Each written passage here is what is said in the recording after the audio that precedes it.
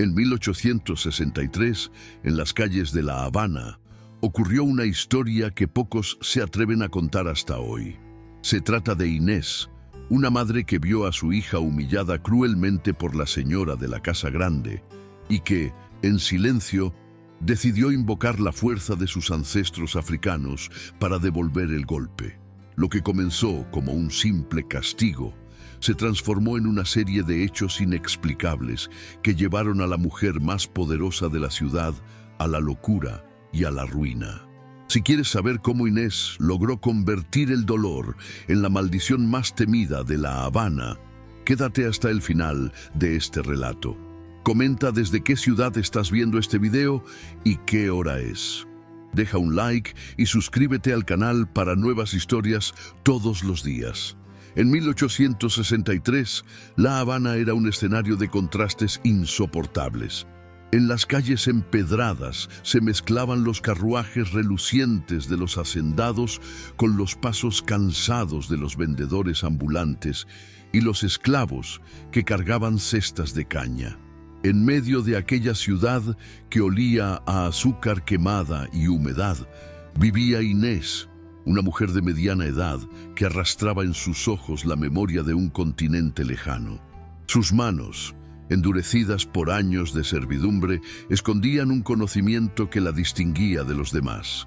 Sabía de raíces, rezos y secretos que había aprendido siendo niña, antes de ser arrancada de su tierra natal.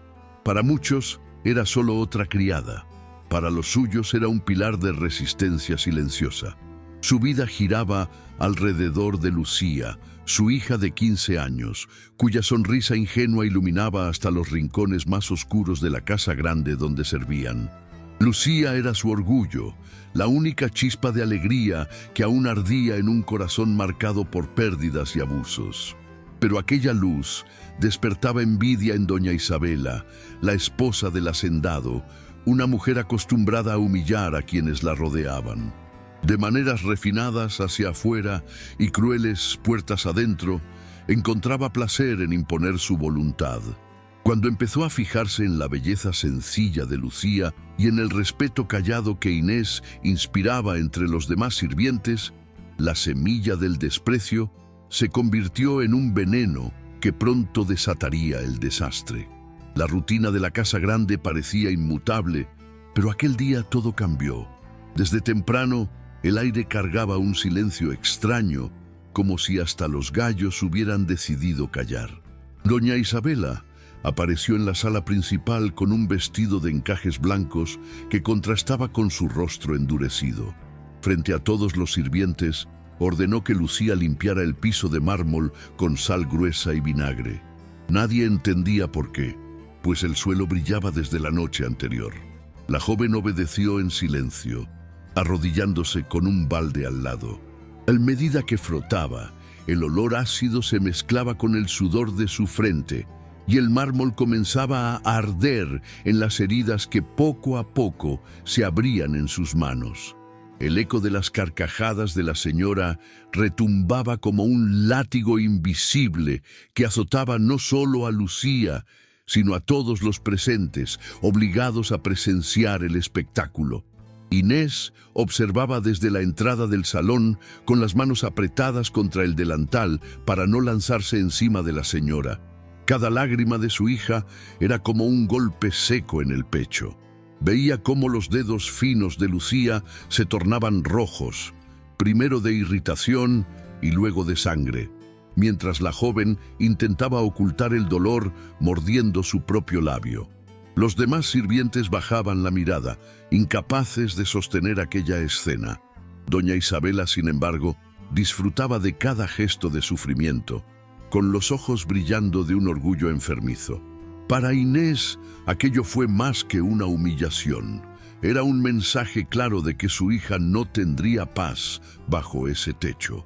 Y fue en ese instante, mientras contenía la rabia que le quemaba la garganta, que decidió que nada volvería a ser igual. Esa noche, mientras Lucía dormía con las manos vendadas y los ojos aún hinchados de tanto llorar, Inés permaneció despierta, sentada en un rincón de la cocina. La vela de sebo iluminaba su rostro cansado, revelando las arrugas que el tiempo y la servidumbre habían marcado en su piel. Pero lo que más pesaba no era la fatiga, sino la rabia contenida. Inés sabía que los remedios comunes no sanarían la herida que doña Isabela había abierto en la dignidad de su hija. Sentía un ardor en el estómago, una mezcla de dolor y determinación, como si los ancestros la empujaran a recordar lo que había aprendido en su niñez. Las palabras sagradas, los cantos susurrados bajo la luna, las hierbas que tenían más fuerza que el hierro. Con manos firmes, recogió hojas secas y raíces escondidas en pequeños saquitos que guardaba desde hacía años, reliquias de un saber prohibido que solo unos pocos conservaban en secreto. En la mañana siguiente, el ambiente en la casa grande se volvió extraño, aunque nadie podía explicarlo con claridad. Los perros ladraban sin motivo, el aire parecía más pesado y los espejos de la sala mostraban reflejos borrosos que inquietaban a las criadas. Inés, mientras tanto, actuaba como si nada pasara. Cocinaba, limpiaba, respondía a las órdenes con la misma calma de siempre. Sin embargo, cada gesto suyo estaba medido, cada paso calculado. En la soledad de la despensa, murmuraba rezos en una lengua que ninguno de los demás entendía, acariciando las vendas de Lucía como si fueran un altar sagrado. Doña Isabela, que al principio no le dio importancia, empezó a notar los cambios. Un cántaro de agua se había podrido en cuestión de horas, las gallinas del patio aparecieron muertas al amanecer y su propio sueño se volvió ligero, plagado de pesadillas en las que veía sombras que la observaban desde los rincones. Lo que parecía simple casualidad, pronto comenzó a adquirir un sabor a maldición. La casa grande empezó a vivir en una tensión que se pegaba a las paredes como moho. Los sirvientes comenzaron a intercambiar miradas cortas en los pasillos, como quien evita pronunciar nombres peligrosos. Doña Isabela dormía con la luz encendida y se despertaba sobresaltada, con las manos temblando y el rostro empapado en sudor frío. A cada mañana aparecía una nueva anomalía, una copa de vino derramada que nunca se secaba, un retrato familiar que miraba desde la pared con los colores cambiados, un pequeño molino de especias que crujía por las noches sin que nadie lo tocara. Inés observaba todo con la calma de quien conoce el valor de la paciencia. No celebraba la miseria ajena, por el contrario, sentía un peso extraño en el pecho cada vez que la señora se quebraba un poco más, porque sabía que la justicia era un río lento y que la venganza, para no quebrarse a sí misma, debía aprender a fluir con el tiempo. Aún así, en sus oraciones, murmuraba el nombre de su hija como quien pide permiso a los ancestros para tomar aquello que le pertenece por derecho: la paz de Lucía.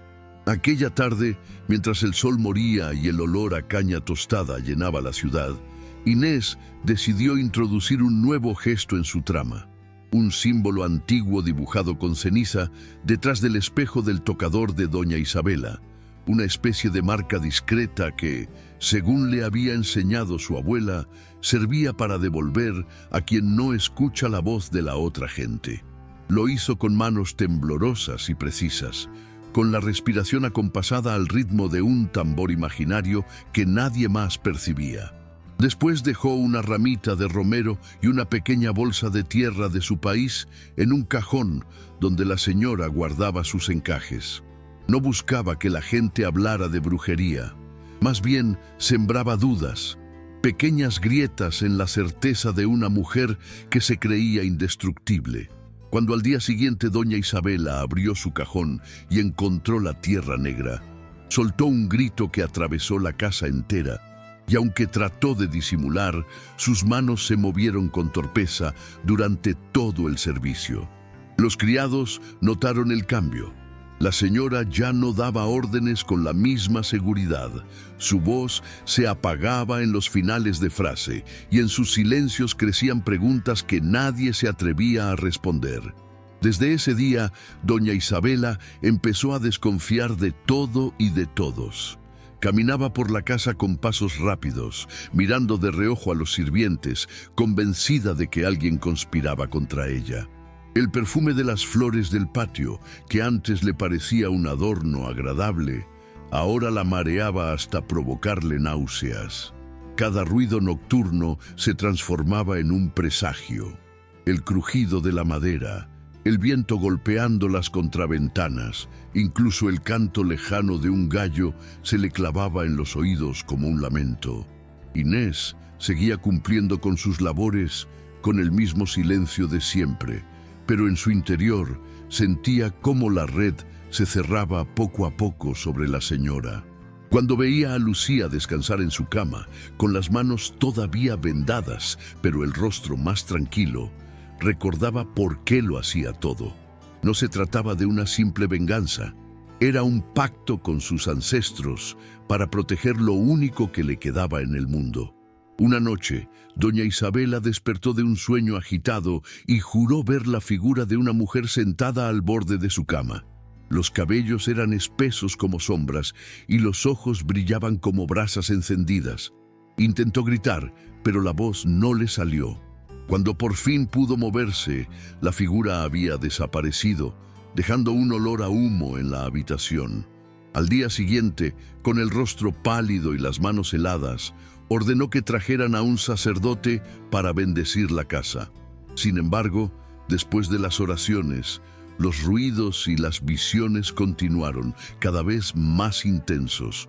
Los criados murmuraban entre ellos que la señora estaba perdiendo la razón, y algunos incluso pedían ser trasladados a otras estancias para no compartir el mismo techo con ella. Inés observaba desde la distancia con una calma férrea, sabiendo que la semilla ya estaba germinando y que el miedo era ahora el verdadero amo de la casa grande. El sacerdote regresó 2 veces más a la casa grande, cada vez con rituales más solemnes, esparciendo agua bendita en cada esquina y encendiendo incienso hasta que la sala principal quedó cubierta de humo. Pero nada parecía aliviar la angustia de doña Isabela. Por las noches se despertaba con el corazón desbocado, convencida de que alguien respiraba cerca de su oído. Una madrugada corrió por el pasillo gritando que había visto sangre en los escalones, pero cuando los criados se levantaron, solo encontraron el mármol limpio y reluciente.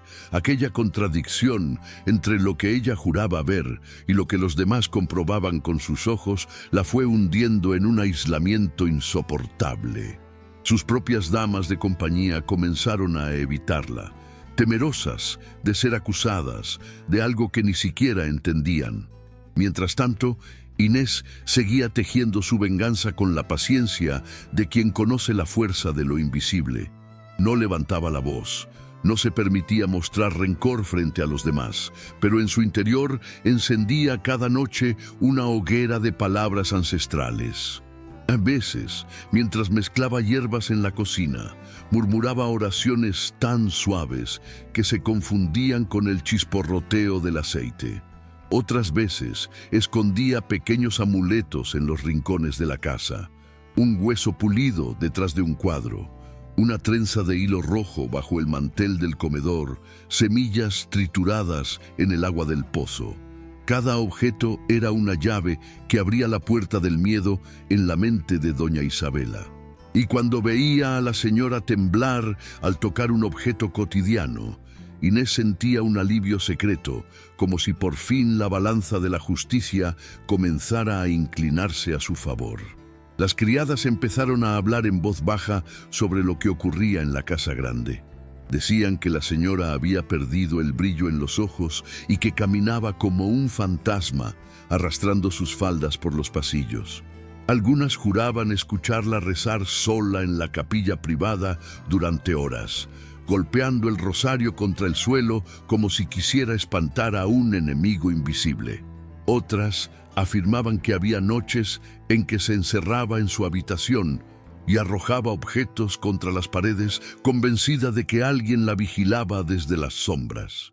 Aquella figura altiva, antes temida y respetada, se transformaba en el blanco de murmullos y compasión mal disimulada. Pero nadie se atrevía a mencionarle nada directamente. El miedo a su furia todavía era demasiado grande, aunque ahora esa furia parecía más un grito desesperado que una muestra de poder. Inés, mientras tanto, se mantenía firme en su rutina, sin alterar ni un solo paso de lo que hacía cada día. Cocinaba, fregaba, recogía la ropa del tendedero y lo hacía con la serenidad de quien no necesita demostrar nada. Sin embargo, en las noches, su cuarto se convertía en un santuario. Encendía 3 velas de sebo, colocaba un cuenco de agua en el centro del suelo y murmuraba en la lengua de su infancia. Invocaba a los ancestros que habían protegido a su pueblo, pidiéndoles justicia para su hija y fuerza para su corazón. Cada vez que Lucía sonreía un poco más tranquila, Inés sentía que los espíritus respondían. Sabía que doña Isabela estaba atrapada en una red que no se veía con los ojos, pero que pesaba tanto como las cadenas de hierro. Y en su silencio, comprendía que la verdadera victoria no era gritar, sino mirar cómo la arrogancia de la señora se desmoronaba poco a poco, hasta convertirse en un montón de miedo. El hacendado, marido de doña Isabela, comenzó a notar los cambios y al principio intentó disimularlos ante las visitas. Decía que su esposa estaba delicada de salud, que la humedad de la temporada afectaba sus nervios. Pero la verdad se hacía imposible de ocultar. Una tarde, durante una reunión con comerciantes de azúcar, doña Isabela irrumpió en el salón con el cabello en desorden y los ojos desorbitados, gritando que alguien había puesto un demonio en su copa de vino. El silencio que siguió a sus palabras fue insoportable. Los hombres se miraron entre sí, incómodos, mientras ella derramaba la bebida en el suelo y buscaba desesperada alguna señal que confirmara su delirio.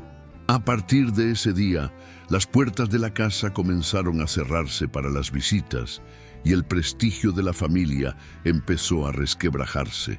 Lucía observaba todo con una mezcla de temor y asombro. Aunque aún llevaba las manos cubiertas de cicatrices, su espíritu empezaba a recuperar una calma que había perdido. Veía a su madre moverse con naturalidad, como si supiera exactamente lo que hacía, y comprendía que algo invisible estaba devolviéndole la dignidad que doña Isabela había intentado arrebatarle. A veces, en la cocina, Lucía preguntaba con timidez qué era lo que pasaba, y Inés le respondía con una sonrisa enigmática: «Los ancestros están despiertos, hija mía. Escucharon tu dolor». Esas palabras llenaban a la muchacha de una extraña esperanza, como si de pronto todo el sufrimiento no hubiera sido en vano. Mientras tanto, el miedo seguía creciendo en la casa grande, extendiéndose como una humedad que lo impregnaba todo, desde los corredores hasta la mente de la señora, que ya no distinguía entre la realidad y las visiones que la perseguían. Las noches en la casa grande se volvieron insoportables. Doña Isabela ya no dormía en su alcoba, sino que se trasladaba de cuarto en cuarto buscando un rincón donde sentirse a salvo, aunque nunca lo lograba.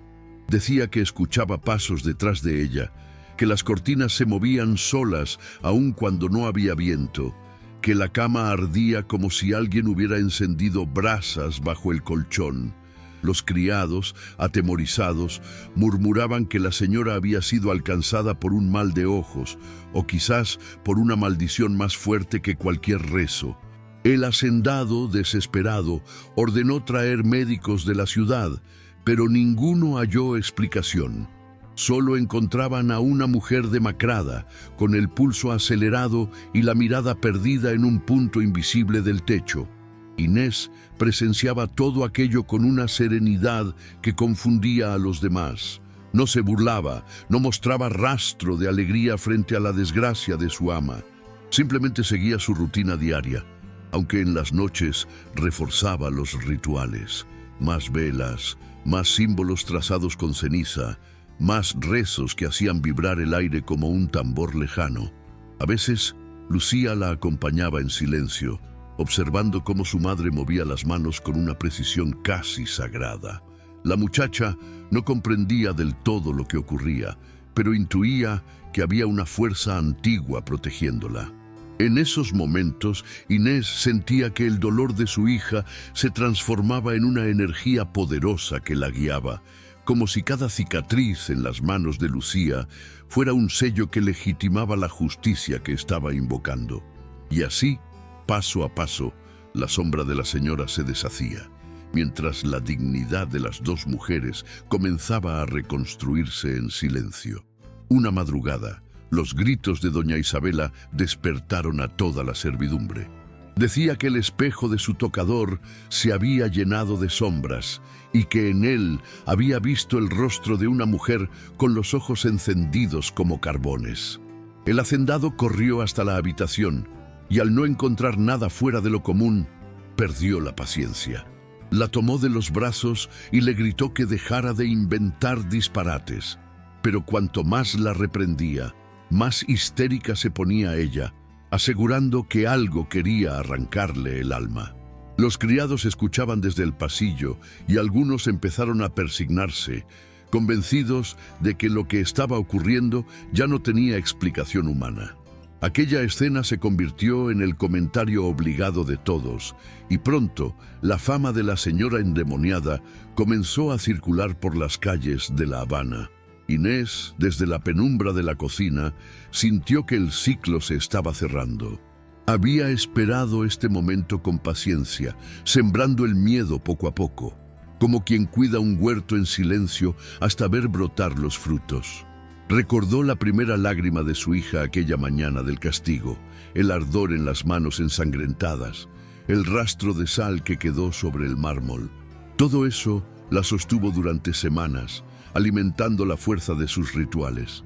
Ahora, al escuchar los alaridos de doña Isabela que retumbaban por toda la casa, comprendió que la justicia estaba cumplida. No era necesario levantar un cuchillo ni derramar sangre. La mente de la señora se había convertido en su peor verdugo. En medio del bullicio, Inés cerró los ojos y agradeció en silencio a sus ancestros, convencida de que el espíritu de su pueblo había respondido a su llamado.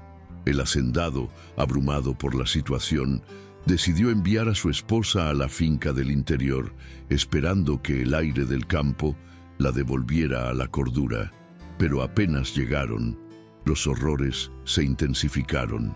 Doña Isabela gritaba que veía rostros en los troncos de los árboles y que los pájaros cantaban su nombre en tonos de burla. Los campesinos comenzaron a negarse a trabajar cerca de ella, convencidos de que estaba maldita. Los rumores viajaron rápido, y pronto los vecinos hablaban de la señora perseguida por espíritus, lo cual manchaba aún más el prestigio de la familia. El hacendado, desesperado, se encerraba largas horas en su despacho, hundido en la impotencia de no poder controlar lo que escapaba a su entendimiento. Mientras tanto, en la casa grande de La Habana, Inés mantenía encendido su altar secreto. Cada noche renovaba las cenizas, cambiaba el agua del cuenco y dejaba caer unas gotas de sangre de gallina sobre las hierbas, reforzando el vínculo con sus ancestros. Sentía cómo la distancia no rompía el lazo. Dondequiera que estuviera doña Isabela, la sombra la seguiría. Lucía, cada vez más recuperada, ayudaba a su madre con gestos sencillos. Soplaba las velas, recogía las flores secas, colocaba las vendas usadas de sus manos junto al altar como ofrenda silenciosa. Para ambas, ese ritual se transformó en una especie de refugio. Ya no eran solo víctimas de la crueldad de una señora. Ahora eran guardianas de una justicia que, aunque invisible, pesaba más que cualquier cadena de hierro. El deterioro de doña Isabela alcanzó un punto de no retorno. Apenas comía, sus mejillas se hundieron y su cabello, antes cuidado con esmero, se volvió opaco y enredado. pasaba horas mirando por la ventana, convencida de que alguien la observaba desde los matorrales.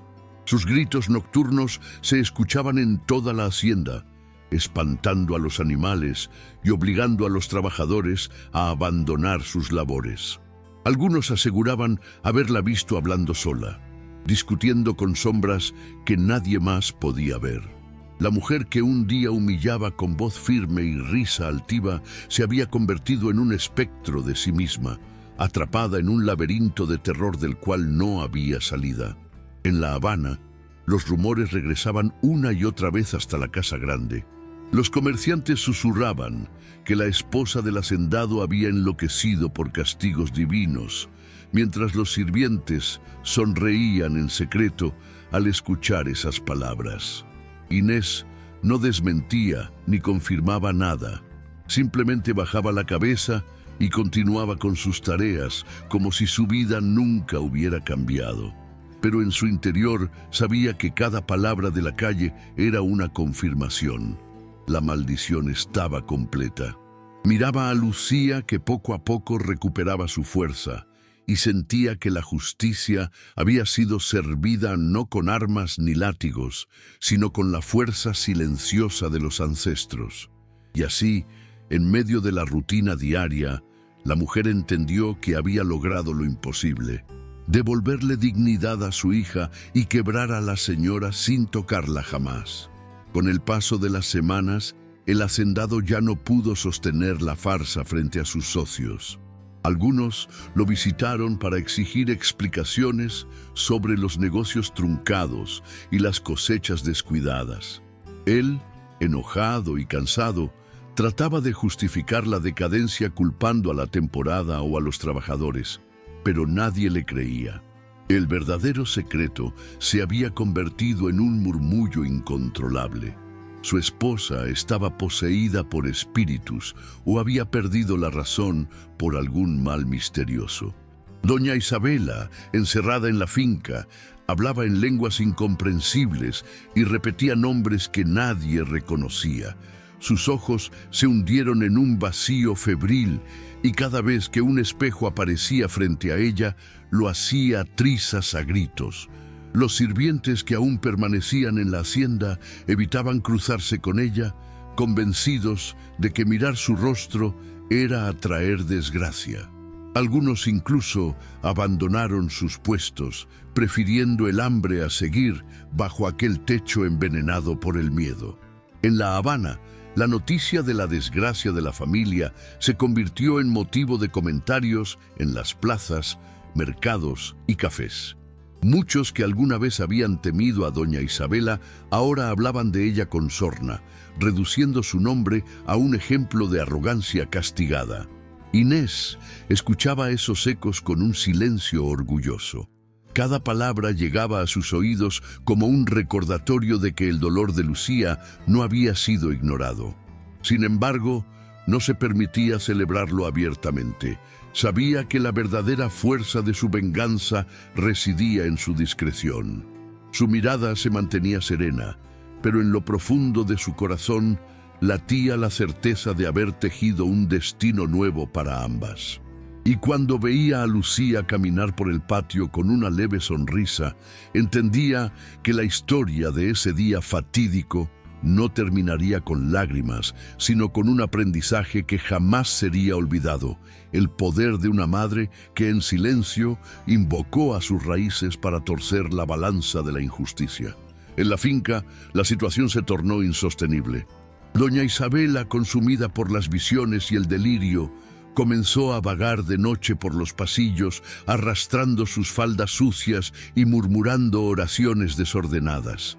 Decía que escuchaba voces que la llamaban desde el patio, voces femeninas que repetían su nombre una y otra vez.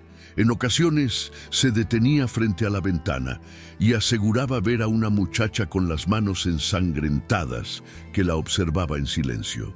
El hacendado, incapaz de calmarla, ordenó que cerraran todas las puertas y ventanas, pero ella encontraba grietas en cada sombra, en cada rincón, como si el miedo se hubiera convertido en su único compañero.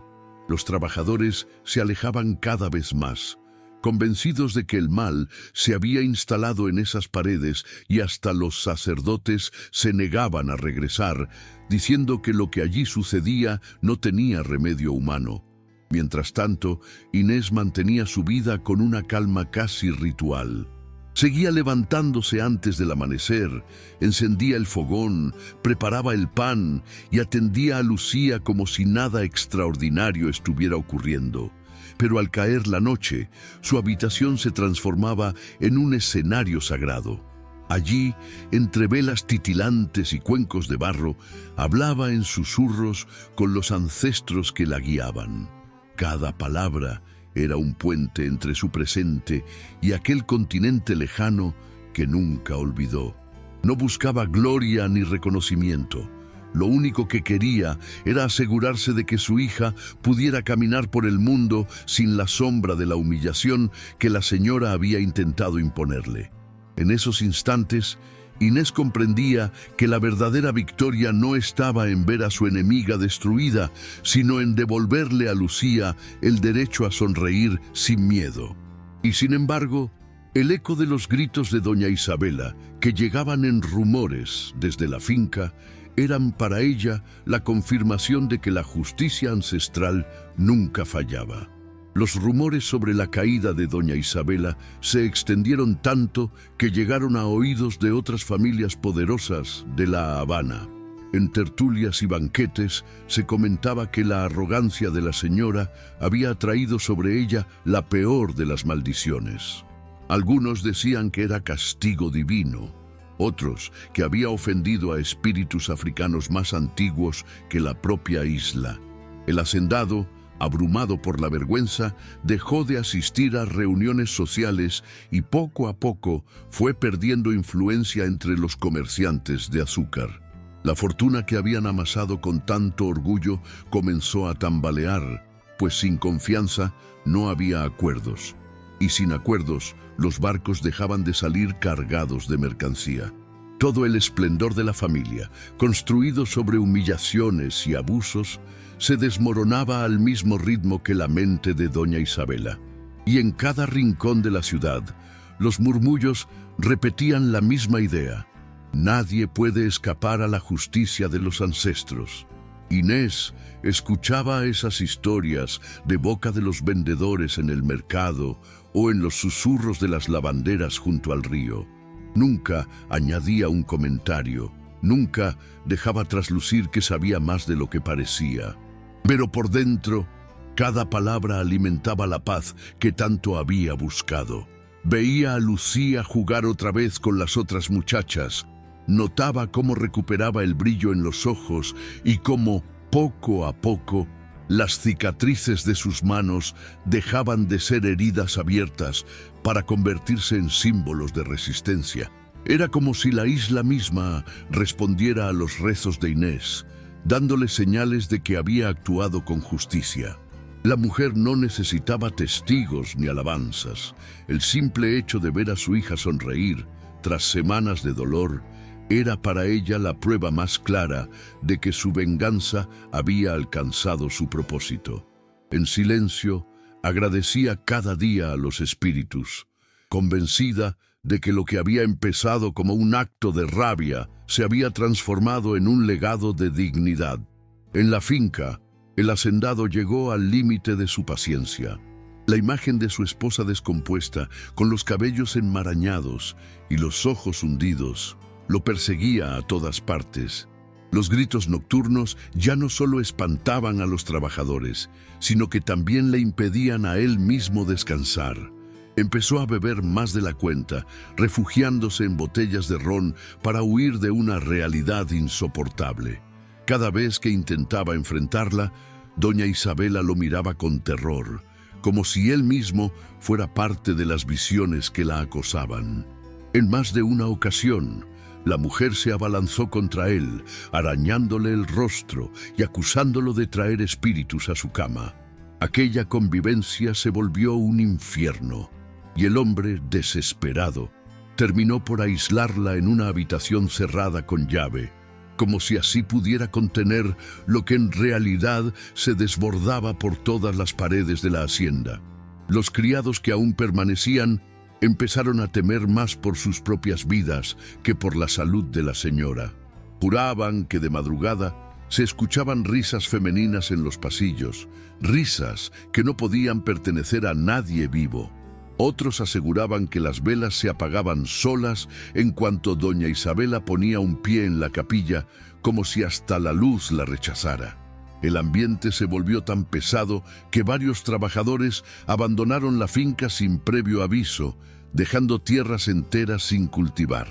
El hacendado veía cómo su riqueza se desmoronaba día tras día y no encontraba a quién culpar más que a su propia desgracia. Mientras tanto, en La Habana, Inés recogía agua del pozo y preparaba remedios para Lucía con la misma serenidad de siempre, sabiendo que la corriente de la justicia seguía su curso. Para ella no había vuelta atrás. Lo que había comenzado en silencio ya se había convertido en la caída inevitable de toda una familia. La noticia del encierro de doña Isabela no tardó en llegar a la ciudad. Algunos decían que el hacendado había perdido la cordura al mantener a su esposa encerrada como a una prisionera. Otros aseguraban que era la única manera de impedir que se quitara la vida. Sea como fuere, la finca quedó marcada por un silencio lúgubre. Los carruajes que antes llegaban cargados de visitantes ya no se acercaban, y la familia que había sido símbolo de poder comenzó a ser recordada solo por su desgracia. La gente de La Habana lo comentaba en las esquinas. ¿Has oído? La señora que humillaba a todos ahora habla con sombras. En esos murmullos se escondía un aire de justicia popular, como si cada palabra sirviera para borrar años de abusos. Y aunque nadie lo decía en voz alta, muchos sospechaban que detrás de esa desgracia había manos invisibles que habían equilibrado la balanza. En el corazón de la casa grande, Inés escuchaba esas historias como quien recibe señales del destino. No se regodeaba, pero tampoco sentía compasión. Había aprendido que el dolor no se olvida, pero sí puede transformarse en fuerza. Cada vez que miraba a Lucía, veía en sus ojos la prueba de que el sacrificio había valido la pena. La muchacha ya no escondía sus manos, ni evitaba la mirada de los demás. Caminaba con la frente en alto, como si supiera que su sufrimiento había sembrado la semilla de un cambio irreversible. Inés, al observarla, comprendió que su venganza no era solo un acto personal, sino un legado para todos aquellos que habían sido silenciados. Era como si, a través de sus rezos y sus símbolos, hubiera dado voz a generaciones enteras de mujeres que nunca pudieron defender a sus hijos. Y en ese entendimiento encontró una paz profunda, aunque el eco de los gritos de doña Isabela aún resonara en su memoria como recordatorio de lo que la justicia puede hacer cuando la rabia se convierte en poder ancestral. El hacendado, agotado por la desgracia, terminó enfermando también. El peso de las deudas, la ruina de los negocios y la locura de su esposa lo llevaron a un estado de abatimiento del que no podía levantarse. Pasaba los días encerrado en su despacho, rodeado de papeles y botellas vacías, mirando mapas de cultivos que ya no existían más que en su memoria. Los sirvientes que aún quedaban lo encontraban cabizbajo, con la mirada perdida en un punto fijo, como si esperara que alguien viniera a rescatarlo de un destino inevitable. En la ciudad, los antiguos socios comenzaron a disputar sus tierras y barcos, sabiendo que ya no tenía fuerza para defenderse. El hombre que había construido un imperio sobre la explotación y la arrogancia, veía ahora cómo todo se desmoronaba sin remedio, como un castillo de arena arrastrado por la marea. Inés contemplaba esos rumores con la serenidad de quien ya no necesita hacer nada más. No buscaba la ruina del hacendado en sí, pero entendía que la caída de doña Isabela había encendido un fuego imposible de apagar. Era como si la justicia, una vez despertada, hubiera decidido arrasar con todo lo que estaba corrompido. Mientras cocinaba en la vieja cocina de la casa grande, Recordaba cada detalle de aquella mañana del castigo: el mármol brillante, el olor agrio del vinagre, las lágrimas de Lucía deslizándose en silencio, y pensaba en cómo ese dolor había recorrido un camino largo hasta convertirse en fuerza, en poder, en equilibrio. Lucía, más recuperada, le preguntó una noche si todo aquello algún día terminaría. Inés acarició sus cabellos y le respondió: «Ya terminó, hija. Lo que ves ahora son solo las cenizas». Con esas palabras, comprendió que la venganza no se medía en gritos ni en sangre, sino en la transformación silenciosa de una vida que antes parecía condenada.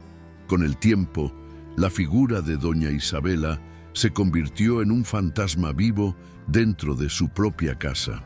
Apenas quedaban 2 criadas que la atendían a regañadientes, obligadas por el hacendado, y aún ellas lo hacían con miedo, convencidas de que cada contacto con la señora traía mala suerte. La mujer apenas comía. Su piel se tornó pálida como cera y sus labios murmuraban oraciones sin sentido. Se negaba a mirarse en los espejos, convencida de que allí encontraría no su reflejo, sino la imagen de aquella muchacha que un día había castigado. A veces gritaba el nombre de Lucía en medio de la noche, como si la viera frente a ella, y ese nombre resonaba en los pasillos como un recordatorio de la causa de su caída. Para los que la escuchaban, ya no era una señora poderosa. Era un espectro atormentado, víctima de su propia crueldad. En La Habana, mientras tanto, la vida de Inés y Lucía empezaba a tomar un rumbo distinto. Aunque seguían sirviendo en la casa grande, el respeto hacia ellas había cambiado. Nadie se atrevía a levantarles la voz ni a humillarlas, porque algo en la mirada de Inés imponía un silencio reverente. Lucía, más fuerte cada día, ayudaba a su madre en las labores con un orgullo nuevo, como si hubiera descubierto que dentro de sí habitaba la misma fuerza que guiaba a Inés. El recuerdo del dolor aún vivía en sus manos, pero ahora era un recordatorio de resistencia y no de derrota. Madre e hija caminaban por los pasillos sin inclinar la cabeza, como si la casa entera reconociera que allí había ocurrido algo imposible de borrar. El triunfo silencioso de quienes nunca habían tenido voz. Y aunque nadie lo decía en voz alta, todos sabían que era mejor no desafiar a la mujer que había transformado la injusticia en un poder más fuerte que cualquier látigo. La decadencia de doña Isabela alcanzó tal punto que ya nadie quería pronunciar su nombre.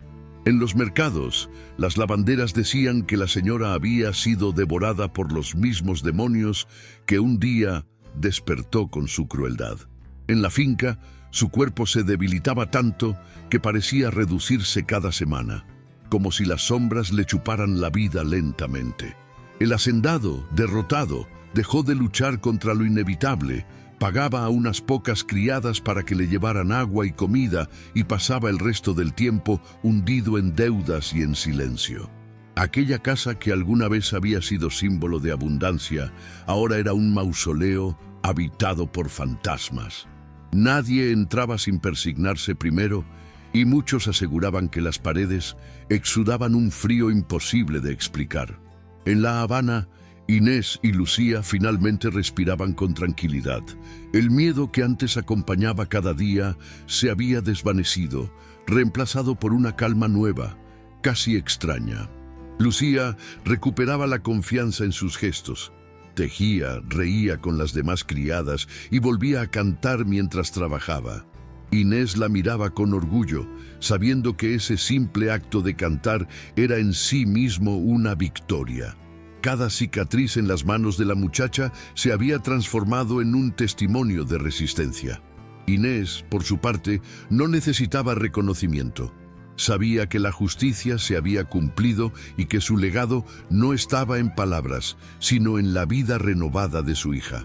Cuando, al anochecer, encendía una vela y susurraba agradecimientos en la lengua de sus ancestros, sentía que toda la fuerza de sus rituales había encontrado su destino: proteger lo que amaba y devolver el equilibrio que un día les fue arrebatado. Una mañana, mientras la ciudad despertaba con el bullicio de los vendedores y el repique de campanas, llegó la noticia final. Doña Isabela había muerto en la finca, sola y consumida por sus delirios. No hubo grandes funerales ni procesiones, apenas un entierro discreto al que asistieron pocos, más por compromiso que por respeto. La mujer que había caminado altiva por los salones de La Habana terminó sus días como un murmullo de vergüenza, recordada no por su riqueza, sino por su caída estrepitosa. Para muchos, su destino era un aviso de que ninguna soberbia quedaba impune. Para otros, era la confirmación de que fuerzas invisibles podían hacer justicia donde la ley callaba. Sea como fuere, su nombre desapareció de las tertulias y quedó reducido a una sombra en las conversaciones clandestinas. Cuando Inés recibió la noticia, no celebró ni derramó lágrimas. Simplemente se quedó en silencio, mirando a su hija mientras amasaba pan en la cocina. Comprendió que el ciclo estaba cerrado. No había odio en su corazón, solo la certeza de que los ancestros habían respondido a su llamado. Miró a Lucía, que sonrió tímidamente, y supo que el verdadero triunfo estaba en verla viva, fuerte y capaz de seguir adelante sin miedo. Esa noche, encendió por última vez el altar secreto en su cuarto. Puso un cuenco de agua limpia, unas flores frescas y susurró palabras de gratitud en la lengua que había heredado de su madre. No pidió más venganza ni justicia, solo dio gracias por haber protegido lo más sagrado. Y en ese instante, mientras la llama de la vela titilaba, Inés sintió que la paz regresaba a su espíritu, como un río que finalmente encuentra el mar. Con el tiempo, la casa grande siguió en pie, pero jamás volvió a ser la misma. Los corredores que antes resonaban con risas altivas, ahora parecían guardar un silencio perpetuo. Los nuevos dueños, cuando finalmente cambiaron de manos aquellas tierras arruinadas, nunca lograron borrar el eco de lo ocurrido. Los criados que aún permanecían contaban la historia en voz baja a los recién llegados. Hablaban de una señora orgullosa que había desafiado fuerzas más antiguas que la propia isla y que había pagado con su cordura. Decían que, en las noches sin luna, se escuchaba todavía su voz llamando a alguien por su nombre. Una voz quebrada que pedía perdón demasiado tarde. La mansión, aunque restaurada, conservaba un aire de misterio que nadie se atrevía a negar. Inés y Lucía, en cambio, encontraron un nuevo sentido en su existencia. La muchacha creció libre de los temores que un día la habían encadenado, y su madre, aunque marcada por los años, caminaba erguida, con la dignidad intacta. Nunca hablaron abiertamente de lo ocurrido, pero ambas sabían que su vida había cambiado para siempre aquel día en que la injusticia alcanzó su límite.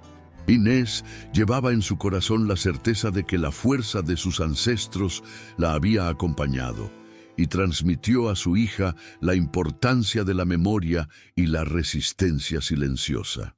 Y así, en la intimidad de sus días, madre e hija vivieron con la tranquilidad de quienes saben que, aunque el mundo sea injusto, existe una justicia más profunda, tejida en secreto, que siempre termina por imponerse. Esa fue la historia de Inés y Lucía, la mujer que convirtió el dolor en maldición y la hija que recuperó la sonrisa gracias a la fuerza invisible de su madre. Y esa fue la historia de Inés y su hija Lucía, la madre que convirtió el dolor en fuerza y la joven que recuperó su dignidad gracias al poder de los ancestros. Si te gustó este relato, suscríbete al canal y acompáñanos para conocer más historias ocultas, llenas de secretos, injusticias y venganzas que marcaron nuestro pasado.